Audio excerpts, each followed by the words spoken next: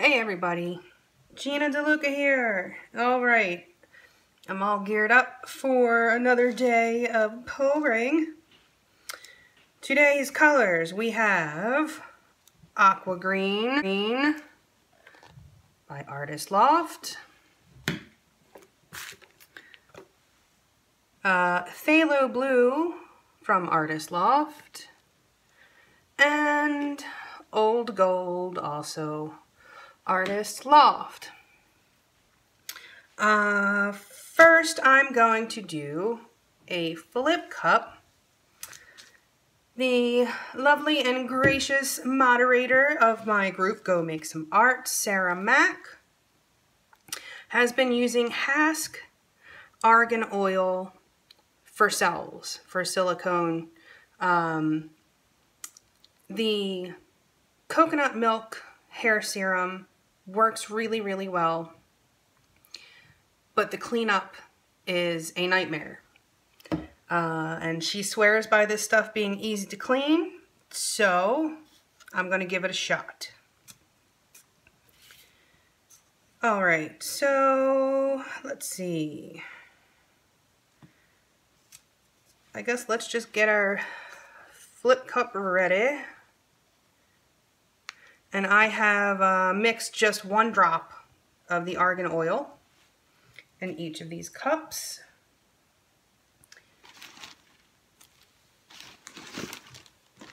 I'm going to just give a light spray of the blaster silicone to my flip cup. It helps the paint to release more thoroughly. Do not spray that near your canvas or you will get silicone resist. And then I'll just wipe it out. You just want a light coating. This isn't necessarily what I'm going to be getting cells from. I just want, it's like greasing a brownie pan, basically. Okie dokie. So, the aqua green is an opaque. I'm going to put that on the bottom so that when I flip it, it's on the top, and that should sink. And then gold.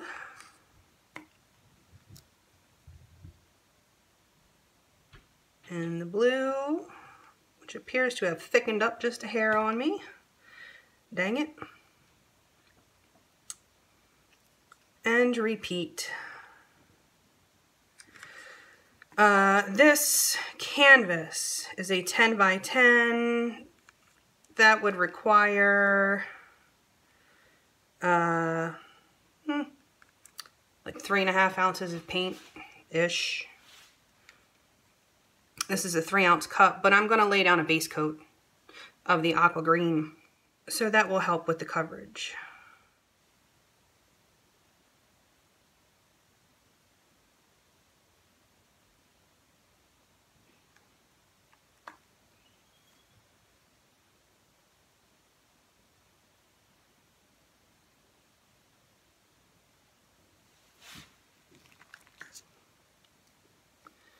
Alrighty.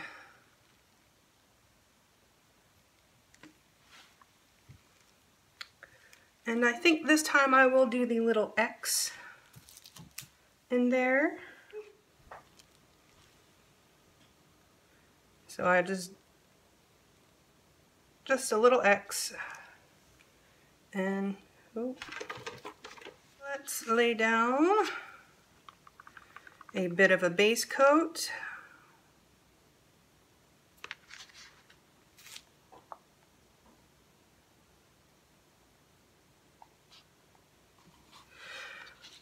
When you're doing a base coat, it doesn't have to be white or black. It can be any color. And it definitely behooves you to think about if some of that base coat is going to pop up accidentally into your pour. You want to think about what color that might be popping up.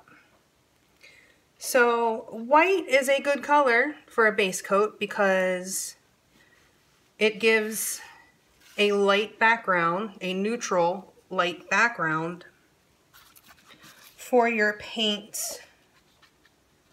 You know, if you have transparent paint, the background is going to show through. And ideally, you want your background color to be an opaque so that you don't have spots of canvas showing if you wind up with negative space. Also, a good thing to think about when you are choosing your background color, if you are to have negative space, what color would you want that to be? Now, if you pick a color for negative space, or say you do a white background and the composition does not allow you to fully cover your canvas because maybe there's something really cool going on, maybe you get some great cells or lacing on the edge and you don't want to have to tilt it off, well, then you need to use your negative space. And say you use white as your background, but it just doesn't work for a negative space type situation. You can always let it dry and come back and paint it with a brush, whatever color you want.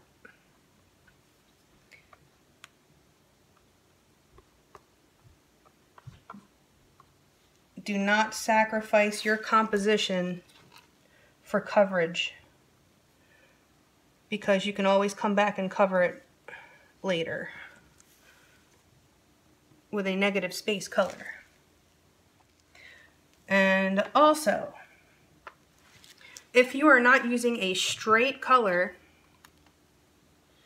like this is just aqua green. If you are not using a straight color, say you're mixing two colors together for your background, you want to make sure you mix up enough so you can do touch-ups if necessary. And you can just save it in a little carry-out cup, one of these little things with a lid. And the background color that I'm doing, this aqua, this does not have silicone in it. I only had silicone in those little cups. You don't want silicone in your background color. You will get silicone resist on your canvas. And that is just no fun.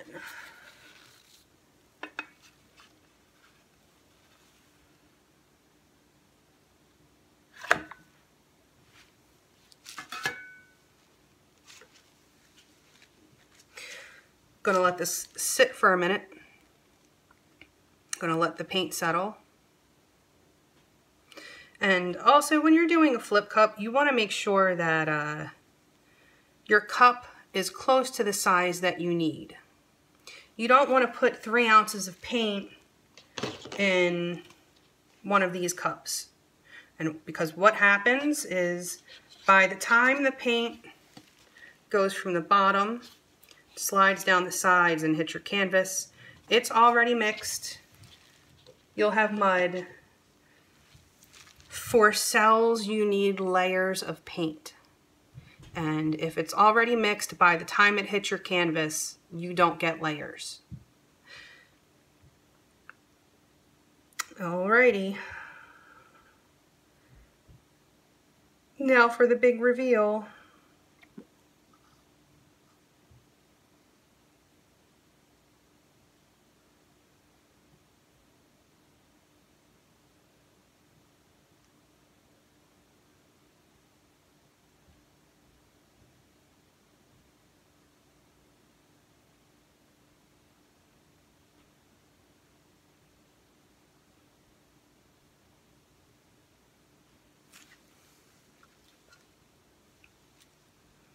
And you can see when you spray the cup, most of it comes out. If I had kept tilting, more of it would have come out.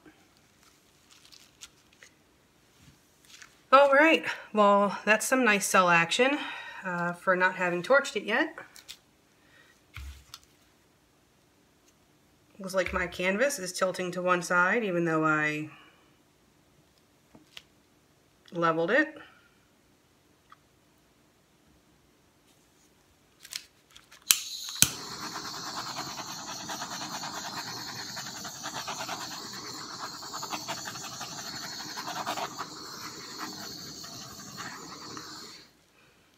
Also, I recommend if you are using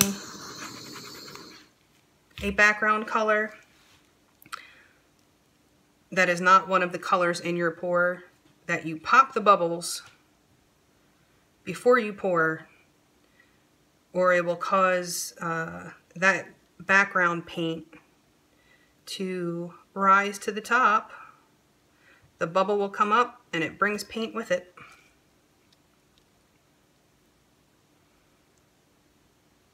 When stretching, you always want to make sure that you recenter your paint before changing direction to keep the shape of your cells.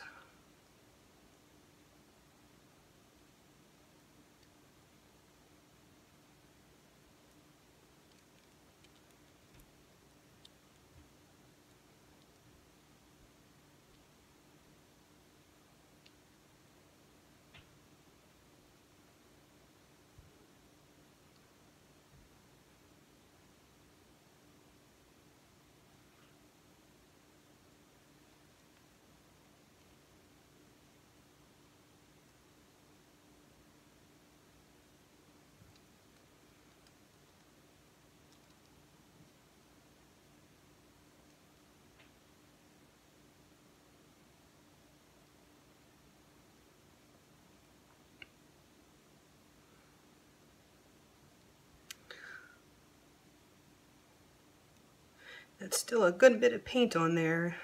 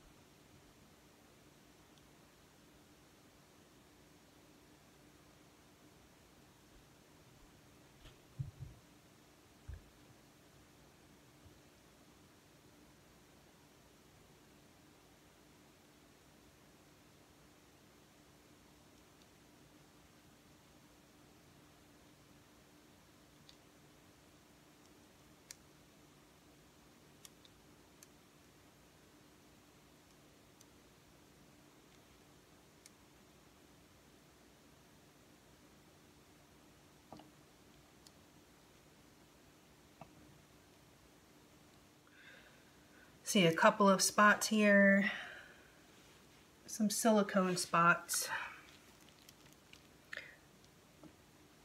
Even though I did lay down a base coat that was silicone free, that does happen.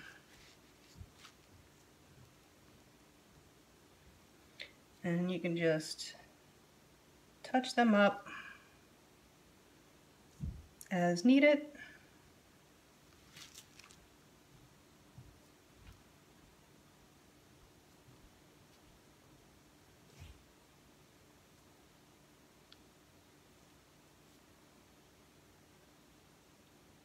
Alrighty, there it is. In all its cell-laden glory. It came out pretty. Does give nice cells, I will say that. The torch didn't seem to bring up more. It seemed to kind of do it on its own. Little bit of silicone resist on the edges, but again, I can just come in with the straight aqua once it's dry. Clean it first, clean the silicone off, of course. It's mostly just on the edges. All right, there it is. The Hask Argan Oil Cell Extravaganza.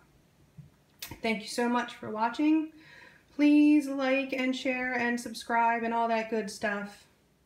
The products used in this video can be found in the Amazon link in the description box. Oh, I did forget to mention the paints were mixed.